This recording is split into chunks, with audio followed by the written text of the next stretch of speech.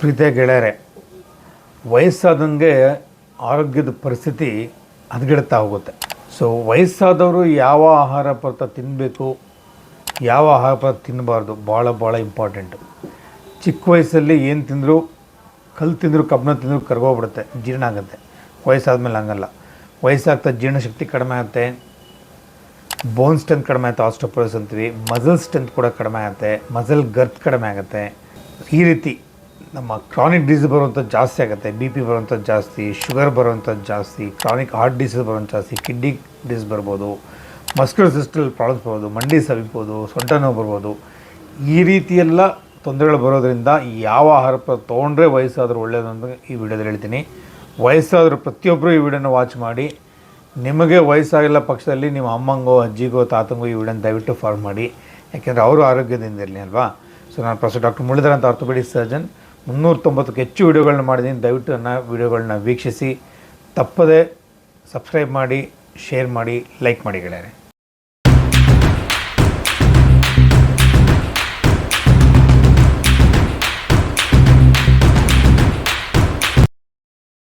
ಗೆಳೆಯರೆ, ಮೊದಲನೇದಾಗಿ calcium and vitamin D. ನಾವಾಗಲೇ ಹೇಳಿದಂಗೆ ಆಸ್ಟೋಪೊರೋಸಿಸ್ ವಯಸ್ಸಾಗ್ತಾ ಮೊದಲು ಆಸ್ಟೋಪೀನಿಯಾ ಅಂತ ಆಗುತ್ತೆ, ನೆಕ್ಸ್ಟ್ ಆಸ್ಟೋಪೊರೋಸಿಸ್ ಆಗುತ್ತೆ. ವಯಸ್ಸಾಗ್ತಾ ಮೂಳೆಗಳು ಸವಿಯೋದು ಕಾಮನ್. ನಿಮಗೆ ಎಸ್ಪೆಷಲಿ ಹೆಣ್ಮಕ್ಳಲ್ಲಿ ಮೆನೋಪಾಸ್ ಇದೆ, ಮುಟ್ಟಿನ ನಿಂತ ತಕ್ಷಣ ಮೂಳೆ ಸೌತಾಗೋದು ಜಾಸ್ತಿ. ಯಾಕೆ ಸೌತಾಗುತ್ತೆ ಅಂತ ಈ ಗ್ರಾಫಲ್ಲಿ ಹೇಳ್ತೀನಿ ಗೆಳೆಯರೆ. ನೋಡಿ ಏನಾಗುತ್ತೆ ಅಂತಂದರೆ 30 ಇಯರ್ಸ್ ತನಕ ಮನುಷ್ಯನ ಬೋನ್ ಸ್ಟ್ರೆಂತ್ ರೈಸ್ ಆಗ್ತಾ ಬರುತ್ತೆ. ಪೀಕ್ ಸ್ಟ್ರೆಂತ್ 30 ಮನುಷ್ಯನಿಗೆ.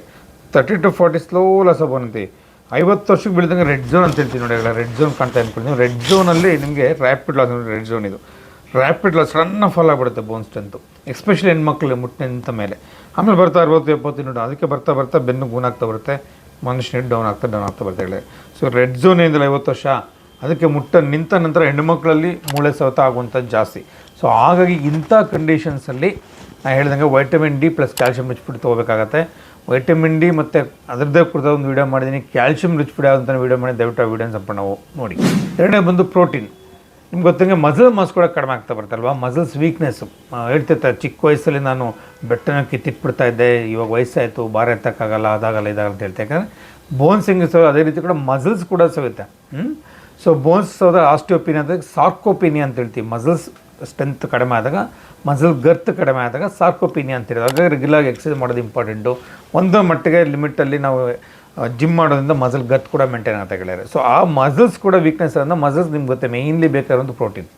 ಸೊ ಪ್ರೋಟೀನ್ ರಿಚ್ ಇರುವಂಥ ಆಹಾರ ಪದಾರ್ಥ ನಿಮ್ಗೆ ಗೊತ್ತೆ, ವೆಜಿಟೇರಿಯನ್ಸ್ ಇದೆ, ನಾನ್ ವೆಜಿಟೇರಿಯನ್ ಇದೆ. ಆ ಫುಡ್ನ ನೀವು ರೆಗ್ಯುಲರ್ ಉಪಯೋಗಿಸ್ಕೊಳ್ಳೋದ್ರಿಂದ ಮಸಲ್ ಗತ್ ಕೂಡ ನಾವು ಮೇಂಟೈನ್ ಮಾಡ್ಬೋದು ಗೆಳೆಯರೆ. ಬಂದು ಒಮೆಗಾ 3 ಫ್ಯಾಟಿ ಆ್ಯಸಿಡ್ಸ್ ಅಂತೀವಿ. ಒಮೆಗಾ 3 ಫ್ಯಾಟಿ ಆ್ಯಸಿಡ್ಸ್ ನಿಮ್ಗೆ ಗೊತ್ತಿರೋಂಗೆ ಫಿಶಲ್ಲಿ ತುಂಬ ಚೆನ್ನಾಗಿರುತ್ತೆ, ಸಿಗುತ್ತೆ.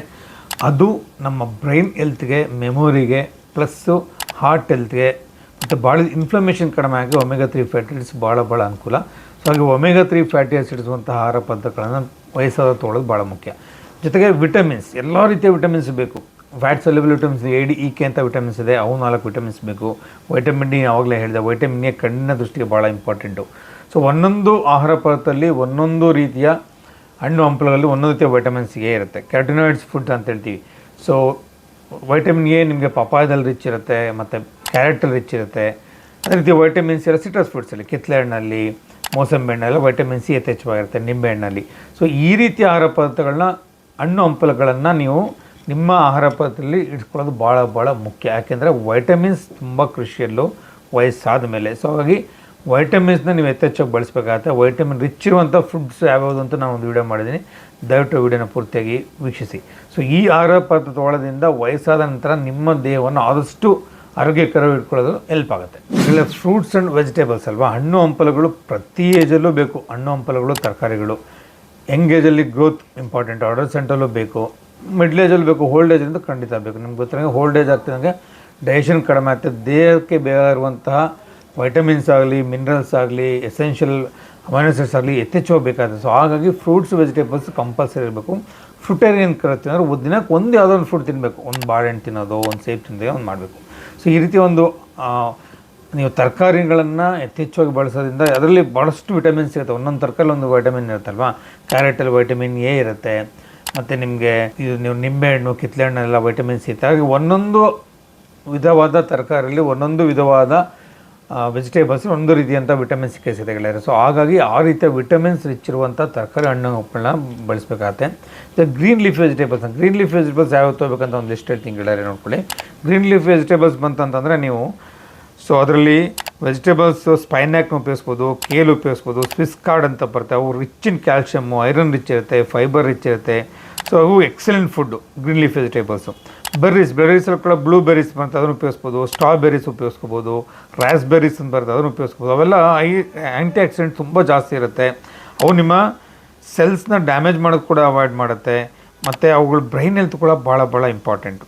ದೆನ್ ರೂಟ್ ವೆಜಿಟೇಬಲ್ಸ್ ಅಷ್ಟೇ ಕ್ಯಾರೆಟ್ಸ್ ಬರುತ್ತೆ, ಸ್ವೀಟ್ ಪೊಟ್ಯಾಟೋಸ್ ಬರುತ್ತೆ, ಬೀಟ್ರೂಟ್ ಬರುತ್ತೆ. ಅವೆಲ್ಲ ತುಂಬ ನ್ಯೂಟ್ರಿಷನ್ ಜಾಸ್ತಿ ಇರುತ್ತೆ ಅವುಗಳಲ್ಲಿ. Especially vitamin A, vitamin C, potassium ಮತ್ತು ಫೈಬರ್ ತುಂಬ ಚೆನ್ನಾಗಿರುತ್ತೆ. ಸೊ ಈ ರೀತಿಯ ಆಹಾರ ಪದಾರ್ಥಗಳನ್ನ ಉಪಯೋಗಿಸ್ಕೊಳ್ಳೋದ್ರಿಂದ ಭಾಳ ಅನುಕೂಲ ಆಗುತ್ತೆ. ಜೊತೆಗೆ ಈ ಆಹಾರ ಪದಾರ್ಥ ತೊಗೊಳ್ಳೋದ್ರಿಂದ ನಿಮಗೆ ಒಂದೊಂದು ಕಲರ್ಫುಲ್ ರೂಟಲ್ಲೂ ಒಂದೊಂದು ರೀತಿಯಂತಹ ವಿಟಮಿನ್ ಸಿಗೋದ್ರಿಂದ ವೆಜಿಟೇಬಲ್ಸಲ್ಲೆಲ್ಲ ತೊಗೊಳ್ಳೋದ್ರಿಂದ ಏನಾಗುತ್ತೆ, ನಿಮ್ಮ ಹೆಲ್ತ್ ಕೂಡ ತುಂಬ ಚೆನ್ನಾಗಿರುತ್ತೆ. ಕಾಯಿಲೆಗಳು ಬರೋದನ್ನು ಪ್ರಿವೆನ್ಷನ್ ಮಾಡ್ಬೋದು. ನಾನು ಹೇಳಂಗೆ prevention is always better than cure. So ಈ ರೀತಿಯ ಆಹಾರ ಪದಾರ್ಥಗಳನ್ನ ನಿಮ್ಮ ಪ್ರತಿನಿತ್ಯ ಉಪಯೋಗಿಸೋದು ವಹಿಸೋದ್ರೆ ಭಾಳ ಮುಖ್ಯ. ಇನ್ನೊಂದು ಗೆಳೆಯರು ಯಥೇಚ್ಛವಾಗಿ ಪ್ರೋಟೀನ್ ಬೇಕಿರುತ್ತೆ. ಏಜ್ ಆಗ್ತಾ ಪ್ರೋಟೀನ್ ಮಸಲ್ಸ್ ಸ್ಟ್ರೆಂತ್ ಕಡಿಮೆ ಆಗ್ತಾ ಬರುತ್ತೆ. ಪ್ರೋಟೀನ್ ಭಾಳ ಅನುಕೂಲ ಆಗುತ್ತೆ ವಯಸ್ಸಾದ್ರೆ ಎಸ್ಪೆಷಲಿ. ಸೊ ಲೀನ್ ಪ್ರೋಟೀನ್ ಅಂತ ಬರ್ತೀವಿ. ಚಿಕನ್ ಕೂಡ ಲೀನ್ ಪ್ರೋಟೀನ್ ಅಂತ ಕಳಿತೀವಿ. ಚಿಕನ್ಲಿ ಮಾಡಿದಂಥ ಐಟಮ್ನ ಉಪಯೋಗಿಸ್ಬೋದು. ಜೊತೆಗೆ ಫಿಶಲ್ಲಿ ಮೆಕರಲ್ ಬರುತ್ತೆ, ಸಾಲ್ಮನ್ ಅಂತ ಬರುತ್ತೆ. ಅದರಲ್ಲೂ ಕೂಡ they are rich in omega 3 fatty acids. Anti accidents ಚೆನ್ನಾಗಿರುತ್ತೆ. ಬ್ರೈನ್ ಕೂಡ ಒಳ್ಳೆಯದು. ಹೆಚ್ಚಿನವ್ರಿಗೆ ವಯಸ್ಸಾಗ್ತಾ ಆಲ್ಝೀಮರ್ ಡಿಸೀಸ್ ಅಂತ ಬರ್ತದೆ, ನಿಮ್ಗೆ ಗೊತ್ತಿದೆಲ್ಲ, ಮರವು ಜಾಸ್ತಿ ಆಗುತ್ತೆ. ಆಲ್ಝೀಮರ್ ಡಿಸೀಸ್ ಕೂಡ ಈ ರೀತಿಯ ಆಹಾರ ಪದಾರ್ಥಗಳು ಭಾಳ ಅನುಕೂಲಕಾರಿ. ಸೊ ಈ ರೀತಿಯ ಆಹಾರ ಪದಾರ್ಥಗಳನ್ನ ತೊಗೊಳ್ಳೋದ್ರಿಂದ ಮಸಲ್ಸ್ ಸ್ಟ್ರೆಂತ್ ಇಂಪ್ರೂವ್ ಆಗುತ್ತೆ. ಪ್ರೋಟೀನು ಬರೀ ನಾನ್ ವೆಜ್ ಅಲ್ಲ, ವೆಜಿಟೇರಿಯನ್ಸ್ ಲೆಗ್ಯೂಮ್ಸ್ ಅಂತ ಇರ್ತೀವಲ್ಲ, ಎಲ್ಲ ರೀತಿಯ ಬೇಳೆಗಳು ಕಾಳುಗಳಲ್ಲಿ ಯಥೇಚ್ಛವಾಗಿ ಪ್ರೋಟೀನ್ ಇರುತ್ತೆ ಗೆಳೆಯರೆ. ತೊಗರಿ ಬೇಳೆ ಇರ್ಬೋದು, ಉದ್ದಿನ ಬೇಳೆ ಇರ್ಬೋದು, ಮೂಂಗ್ ದಾಲ್ ಅಂತೀವಿ, ಹೆಸರು ಬೇಳೆ, ಹೆಸರು ಕಾಳು, ಇದೆಲ್ಲ ರೀತಿಯ ಬೇಳೆ ಕಾಳುಗಳಲ್ಲಿ ಯಥೇಚ್ಛವಾಗಿ ಪ್ರೋಟೀನ್ ಇರುತ್ತೆ. ಬಟಾಣಿ ಇರ್ಬೋದು.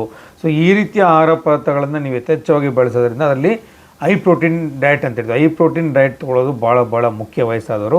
ಸೊ ಈ ರೀತಿಯ ಪ್ರೋಟೀನ್ ಅಂಶ ಜಾಸ್ತಿ ಇರುವಂತಹ ಆಹಾರ ಪದಾರ್ಥಗಳನ್ನು ತಪ್ಪದೆ ತಮ್ಮ ಒಂದು ದಿನನಿತ್ಯದ ಆಹಾರ ಪದ್ಧತಿಯಲ್ಲಿ ಉಳಿಸ್ಕೊಳ್ಳಿ ಗೆಳೆಯರೆ. ಫ್ಯಾಟ್ ಕೂಡ ಭಾಳ ಮುಖ್ಯ ಅಲ್ವಾ? ಫ್ಯಾಟ್ ಕೂಡ ಭಾಳ ಮುಖ್ಯ. ಹಾಗಾಗಿ ಎಸೆನ್ಷಿಯಲ್ ಆಯಿಲ್ಸ್ ಇರುವಂತಹ ಒಳ್ಳೆಯ ಆಯಿಲ್ನ ಉಪಯೋಗ, ಆಲಿವ್ ಆಯಿಲು ಭಾಳ ಒಳ್ಳೆಯದು, ನಿಮ್ಗೆ ಗೊತ್ತಿರೋಂಗೆ. ಸೊ ಆಲಿವ್ ಆಯಿಲ್ನ ನೀವು ಯಥೇಚ್ಛವಾಗಿ ಬಳಸೋದ್ರಿಂದ ನಿಮಗೆ ಆಯಿಲ್ಗೆ ಬೇಕಾಗಿರುವಂಥ ಫ್ಯಾಟ್ ಬೇಕಾಗಿರುವಂಥ ಆಹಾರ ಪದಾರ್ಥಗಳು ದೇಹ ಸಿಗುತ್ತೆ. ಸೊ ಜೊತೆಗೆ ನಮ್ಗೆ ಫ್ಯಾಟ್ ಕೂಡ ಭಾಳ ನೆಸೆಸಿಟಿ. ವಯಸ್ಸಾದ ತಕ್ಷಣ ಅಂದ್ಕೊಳ್ತಾರೆ ಫ್ಯಾಟ್ ತಿನ್ನಬಾರ್ದು ಅಂತ ಅಂದ್ಕೊಳ್ತಾರೆ. ಹಾಗೇನಿಲ್ಲ. ಫ್ಯಾಟ್ ಒಳ್ಳೆ ಆಲಿವ್ ಆಯಿಲ್ ಹೇಳ್ದಂಗೆ ಅದನ್ನು ಉಪಯೋಗಿಸಿದ ಫ್ಯಾಟು ಕಂಟೆಂಟ್ ನಮ್ಗೆ ಒಳ್ಳೆ ಆಯಿಲ್ ಸಿಗುತ್ತೆ. ಬಾಡಿ ಕೂಡ ಆಯಿಲ್ ಭಾಳ important fat. So olive oil especially monounsaturated fats ಇರುತ್ತೆ. ಅದು it's good for heart also. So ಅದರಲ್ಲಿ ನಟ್ಸ್ ಆ್ಯಂಡ್ ಸೀಡ್ಸ್ ಅಂತ ಆಲ್ಮಂಡ್ಸ್ ಇರ್ಬೋದು, ವಾಲ್ನಟ್ಸ್ ಇರ್ಬೋದು, ಚಿಯಾ ನಟ್ಸ್ ಇರ್ಬೋದು, ಫ್ಲೆಕ್ಸ್ ಸೀಡ್ಸ್ ಅಂತ ಹೇಳ್ತೀವಿ. ಸೊ ಪ್ರೋಟೀನ್ ಮತ್ತು ಫೈಬರ್ ಇವೆಲ್ಲ ಜಾಸ್ತಿ ಇರೋದ್ರಿಂದ ನಿಮಗೆ ಅದು ಭಾಳ ಅನುಕೂಲಕರ ಇರುತ್ತೆ. ಅವಕಾಡೋಸ್ ಅಷ್ಟೇ, ಅದರಲ್ಲಿ ಮಾನೋ ಅನ್ಸ್ಯಾಚುರೇಟೆಡ್ ಫ್ಯಾಟಿ ಆಸಿಡ್ಸ್ ಜಾಸ್ತಿ ಇರುತ್ತೆ. ಸೊ ಅದು ರಿಚ್ ಇನ್ ಫೈಬರ್ ಇರುತ್ತೆ, ಪೊಟ್ಯಾಷಿಯಮ್ ಜಾಸ್ತಿ ಇರುತ್ತೆ, ಹಾರ್ಟ್ ಹೆಲ್ತ್ಗೆ ಒಳ್ಳೆಯದು, ಡೈಜೆಷನ್ ಭಾಳ ಹೆಲ್ಪ್ ಆಗುತ್ತೆ. ಸೊ ಈ ರೀತಿಯ ಆಹಾರ ಪದಾರ್ಥಗಳನ್ನ ನೀವು ಉಪಯೋಗಿಸಿದ್ರೆ ನಿಮ್ಮ ಹಾರ್ಟ್ ಹೆಲ್ತ್ಗೆ, ಕಾರ್ಡಿಯೋವ್ಯಾಸ್ಕ್ಯುಲರ್ ಡಿಸೀಸ್ಗೆ ಮತ್ತು ಓವರಾಲ್ ಹೆಲ್ತ್ ಸಪೋರ್ಟ್ ಮಾಡೋಕ್ಕೆ ಭಾಳ ಅನುಕೂಲ ಆಗುತ್ತೆ. ಸೊ ಈ ರೀತಿಯ ಆಹಾರ ಪದಾರ್ಥಗಳನ್ನು ನೀವು ನಿಮ್ಮ ಆಹಾರ ಪದಾರ್ಥದಲ್ಲಿ ಉಪಯೋಗಿಸ್ಕೊಳ್ಳೋದು ಖಂಡಿತ ಭಾಳ ಒಳ್ಳೆಯದು. ಸೊ ಪ್ರೀತಿಗಳೇ, ಯಾವ್ಯಾವ ಆಹಾರ ಪದಾರ್ಥನ ವಯಸ್ಸಾದಾಗ ತೊಗೋಬೇಕು ಅಂತ ವಿವರವಾಗಿ ಹೇಳಿದ್ದೀನಿ. ಯಾವ ರೀತಿ ಪ್ರೋಟೀನು, ಯಾವ ರೀತಿ ಫ್ಯಾಟು, ಯಾವ ರೀತಿ ಕಾರ್ಬೋಹೈಡ್ರೇಟ್ಸು, ವೆಜಿಟೇಬಲ್ಸು, ಫ್ರೂಟ್ಸ್ ಎಲ್ಲ ತೊಗೋಬೇಕಂತ ನೀವೊಬ್ಬರೇ ನೋಡಬೇಡಿ. ನಿಮ್ಮ ವಾಕಿಂಗ್ ಫ್ರೆಂಡ್ಸ್ ಇರ್ತಾರೆ, ವಯಸ್ಸಾದವರು ನಿಮಗೆ ಕ್ಲಬ್ಸಲ್ಲಿ ಸಿಗ್ತಿರ್ತಾರೆ, ಅವ್ರಿಗೆಲ್ಲ ದಯವಿಟ್ಟು ವೀಡಿಯೋನ ಫಾಲೋ ಮಾಡಿ. ಯಾಕೆಂದರೆ ವಯಸ್ಸಾದವ್ರಿಗೆ ಅವ್ರು ಇನ್ನೇನು ಕೇಳಲ್ಲ, ಎಲ್ಲರ ಮನೇಲಿ ಆನೆ ಇರಬೇಕು ಅಂತ ಹೇಳ್ತಾರೆ. ಆನೆನಾ ಏನು ಡಾಕ್ಟ್ರೆ, ಏನೋ ಬೆಕ್ಕೋ ನಾಯಿ ಸಾಕಿದ್ರೆ ಪರವಾಗಿಲ್ಲ, ಆನೆ ಸಾಕ್ಬೇಕಂತ ಕೇಳಿಬಿಡಿ. ಆನೆ ಅಂದರೆ ಅಂದರೆ ಆರೋಗ್ಯ, ನೀ ಅಂದರೆ ನೆಮ್ಮದಿ. ಆರೋಗ್ಯ ಎಲ್ಲಿಂದ ಬರುತ್ತೆ? ಒಳ್ಳೆ ಆಹಾರ ಪದಾರ್ಥ ತೊಗೊಂಡಾಗಲೇ ಆರೋಗ್ಯ ಬರುವಂಥದ್ದಲ್ವಾ? ಸೊ ಹಾಗೆ ಊಟ ಬಲ್ಲವನಿಗೆ ರೋಗವಿಲ್ಲ, ನಿಮ್ಗೆ ಗೊತ್ತಿದೆ. ಸೊ ಹಾಗೆ ಊಟ ಚೆನ್ನಾಗಿರಬೇಕು, ನಿಮ್ಮ ಆರೋಗ್ಯ ಚೆನ್ನಾಗಿರ್ಬೇಕಂದ್ರೆ ಊಟ ಚೆನ್ನಾಗಿರಬೇಕು. ಯಾವ ರೀತಿ ಆಹಾರ ಪದಾರ್ಥ ತೊಗೊಳ್ಬೇಕು ಅಂತ ನಾನು ವಿಡಿಯೋದಲ್ಲಿ ಸಂಪೂರ್ಣವಾಗಿ ಹೇಳಿದ್ದೀನಿ.